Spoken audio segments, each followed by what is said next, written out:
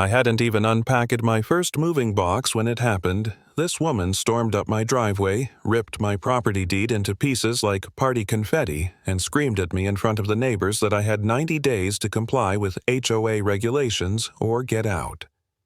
Everyone nodded like she was some kind of authority, and I just stood there frozen, watching pieces of my deed scatter across my lawn. That was the moment I realized my dream home might turn into a nightmare. I'm Mike Rogers, and I thought I'd finally made it. Suburban, Atlanta white picket fence. Kids laughing in the backyard, my wife humming in the kitchen. We'd just escaped years of cramped apartment living, and I felt like the king of my castle.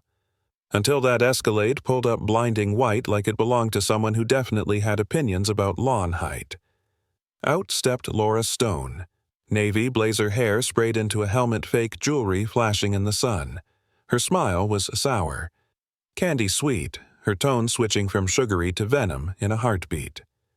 "Welcome to the neighborhood," she said before tearing up my papers and announcing my eviction timeline like she was God. And the worst part? People believed her. I tried to do the rational thing. I called 911. "Ma'am, this is harassment," I told the dispatcher.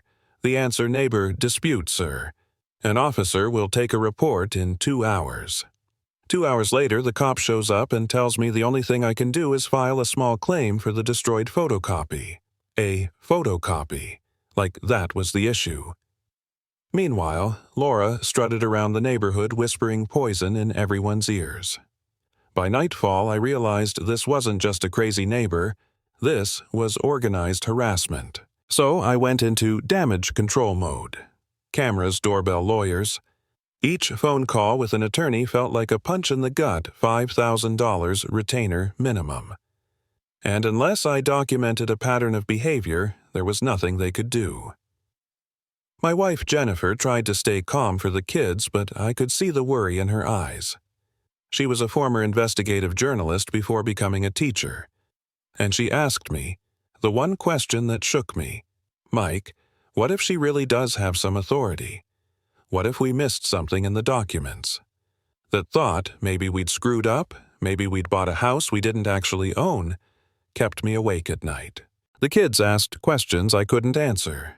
"Daddy, why was that lady so angry? Are we in trouble? How do you explain to an 8-year-old that adults can lie, that sometimes strangers try to hurt families for no reason?"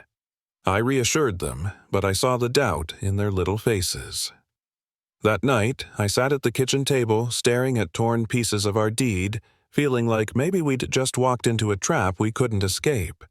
I wanted to believe this was a misunderstanding. Instead, the pit in my stomach told me we were in real danger. And then, the sabotage started. 20 days in, I walked outside to find our pool destroyed. Skimmer baskets filled with concrete chemicals dumped in until the water looked like milk. My kids stood there in swimsuits asking why they couldn't swim. That broke something inside me. $800 to clean it out. $800 I hadn't budgeted.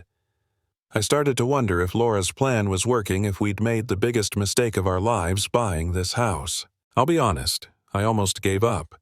I remember sitting in the dark kitchen with Jennifer saying maybe we should sell, cut our losses, and move. She put her hand on mine and said, "Mike, if we walk away now, she wins. And she'll just do it to the next family." That's when I realized this wasn't about just us anymore. Laura wasn't some eccentric neighbor. She was a predator. The twist came from 2 people. First was David, the quiet guy next door. One night he pulled me aside and said, "Mike, I tried to warn you. She did the same thing to me last year. I lost my house in 89 days. David was a retired police detective, and even he had been beaten by her system. That terrified me, and it also gave me resolve." The second twist was Jennifer. She started digging, pulling property records, court filings, financial documents. She spread them out across the kitchen table and said, "Look, she's drowning in debt. Failed businesses, bankruptcies, liens. She's desperate." That was when I saw the truth. Laura Stone wasn't just power-hungry. She was cornered, and she was using families like mine to climb out of her own wreckage. It only escalated from there. Fake violation notices with embossed seals so professional that even I, an engineer who works with codes every day, had to double-check before realizing they were fraudulent. A so-called inspector with a clipboard and a badge that turned out to be counterfeit. Then, an emergency neighborhood meeting where she stood at the front with a PowerPoint pie charts and graphs accusing my family of destroying property values. 40 neighbors staring at us like we were criminals. And then, our lifeline.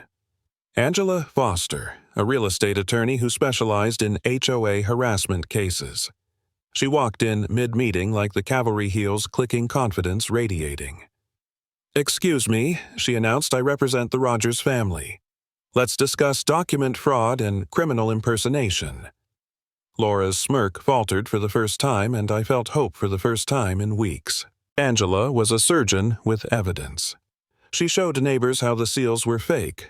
The reference numbers didn't exist. The watermarks were photocopied. Neighbors gasped. Laura panicked. She tried to grab Angela's folder, tripped over the projector cord, and her laptop screen flashed up for everyone to see. Right there on the desktop was a folder labeled Rogers Harassment Plan, Phase 2. The gasp in the room was like a wave. For the first time, the mask slipped. Laura wasn't protecting the neighborhood. She was running a systematic campaign to destroy us. But it wasn't over. She doubled down. Fake federal agents showed up claiming our landscaping violated wetlands law. I called the actual agency. They said, "Sir, we don't regulate front yards." That escalated things to a federal crime. She plastered our lawn with dozens of for sale signs from fake realtors' neighbors calling before dawn asking if we were moving. Each move was designed to break us psychologically, and each time Jennifer, David, and Angela pulled me back from the edge. They reminded me we weren't crazy. She was. The final showdown came in court. By then, the case had exploded. Neighbors testified, evidence piled up, even the press showed up. I'll never forget the sight of Laura sitting at the defendant's table. Gone was the blazer, the jewelry, the posture. She looked disheveled, frantic, shuffling papers like they contained the secrets of the universe. She rambled about conspiracies about Marcus Wellington, promising her success. The judge kept asking for evidence, and she kept waving papers in the air like a street prophet. Angela's presentation was a masterclass. She laid out forged documents, recordings of Laura bragging about moving families out, bank statements tying her to Marcus's development company. David testified as an expert, calling her tactics professional psychological warfare. Jennifer described the impact on our kids, their fear, their confusion. And then, victims from other states took the stand, families from Florida, South Carolina, Georgia, describing identical harassment campaigns. The pattern was undeniable. Laura Stone, whose real name turned out to be Linda Brooks, had built a career destroying families. And then it happened. The mask tore off completely. As the investigator described her multi-state fraud, Laura snapped. She jumped up, screamed, "Those are real notices. I have authority. Marcus promised this would work." She hurled papers at the judge's bench, fighting against bailiffs as neighbors gasped. It took 3 men to drag her out while she shrieked about conspiracies. That was the moment the courtroom saw the real Laura Stone, not a leader, not an authority, just a desperate criminal unraveling in public. The verdict was swift guilty on all counts. Fraud, harassment, conspiracy. Restitution of $75,000, 18 months of probation, banned from ever holding HOA positions again. But more important than the sentence was the truth. Everyone finally saw her for what she was. The woman who had strutted around tearing up my deed was dragged out of court screaming, her fake empire collapsing in front of everyone. That's where my story ends, not with balloons or backyard barbecues, but with Laura Stone's complete collapse. She came after my family with lies, intimidation, and psychological warfare. She tried to rip away our home, our safety, our sanity. But in the end, she lost everything. And as I walked out of that courthouse, I knew one thing for sure. Evil thrives on silence until someone fights back.